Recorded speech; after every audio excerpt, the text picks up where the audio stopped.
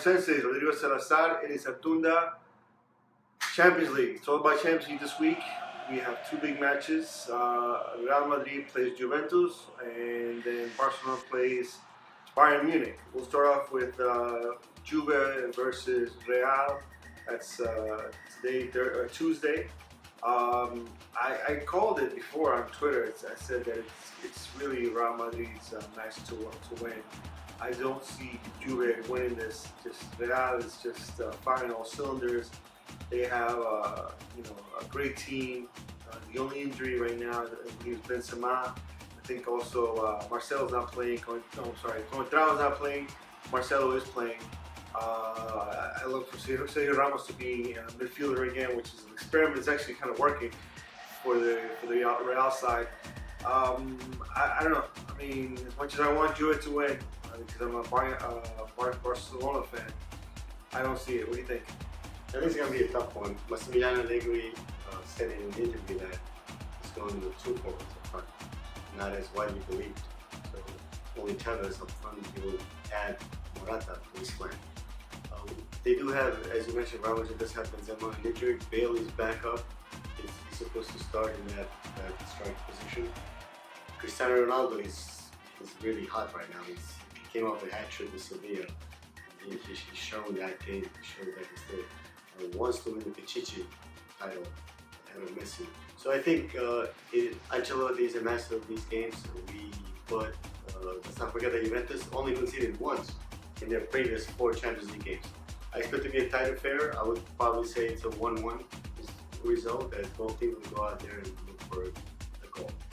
I mean, maybe one of the difference makers could be Morata, who you guys may know was a Real Madrid player and was sold to Juventus. And I'm sure he's looking for some revenge for that. So that'd be kind of sweet if he did get that. But you think it's going to be 1-1? I think it's going to be 1-0 to Real Madrid.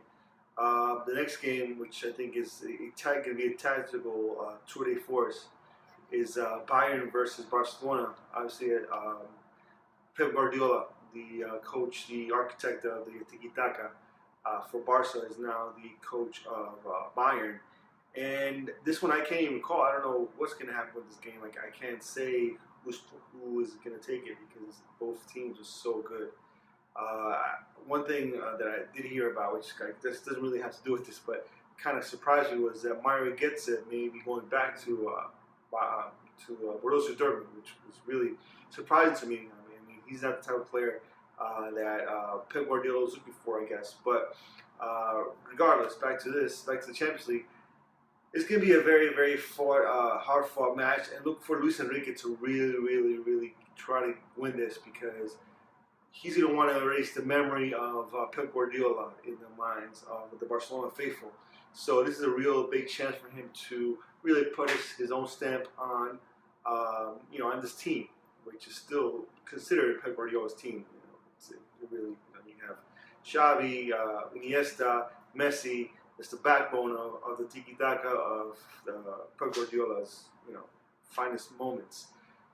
But I don't know who's going to win this, man. I just can't call it. Ellis, what do you think? Yeah, I agree with you, Drew. I think the shadow of Pep Guardiola still reigns over the Camp Nou. If you truly remember, in his first season there, he won all trophies possible. So this is a feat that may not ever, that no coach may ever repeat it again.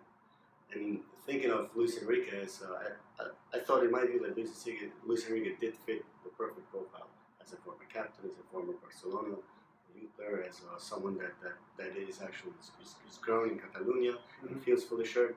And this should have been his successor to begin with. Pep Guardiola, the reason he left Barcelona is that he had no other.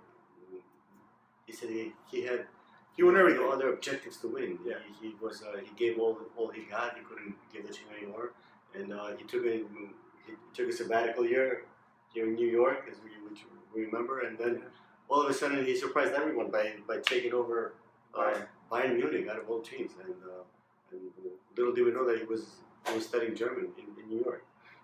So 2 years down the line, now, Lord behold, we see that he faces his former club.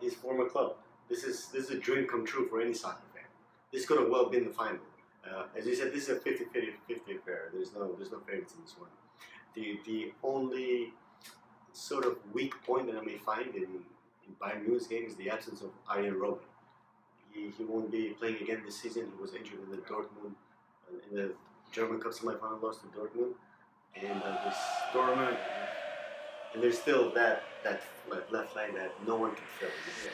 We've seen him struggle against Porto, and we know that Barcelona, with those 3 men up front, they're able to expose any defensive player. So it should be good to watch. I'm trying to see where Lam, Thiago Alcantara, Götze will be played out. We all know that he's a tactical magician. Guardiola is always tinkering with his lineup. In the 6-1 win to Porto, he played Götze on the left as a left, which is really hard to see. Yeah. And he played Lam as a right winger. So it was really still a combination, and expect more of it. Yeah, I mean, if anything, that's probably one of the things he brings to tiki-taka, where it's not just about the interior passing; it's about anybody can play any position. Once he said that Messi was such an important defender because everything started from him. So yeah, it's going to be a tight little masterclass for people out there who really enjoy seeing how formations are made and everything. Barcelona is just so strong up front. I mean, you have 3, goal scorers. Each one has their own distinct personality. You have the best one of each personality of goal scorer out there. You have the clinical finisher in Suarez, who can actually create a little. You have like the Rio Juanito of Neymar, who can go through anybody. And you have Messi, who could also go through anybody, but it's all over the place. It really encompasses every part of what a forward can be. So you get the 3 of the best forwards in the world, up front for Barcelona. So it's going to be really hard for Bayern Munich. But if anybody can stop that, it's going to be Guardiola, because he, in a way, did create this team.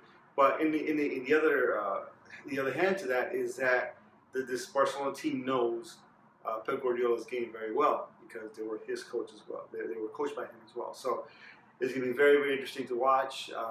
It's the main event to me. I mean, that's going to be crazy. But yeah, thanks for joining us on Soccer Senseis, and we'll see you next week with the next matches. Thanks.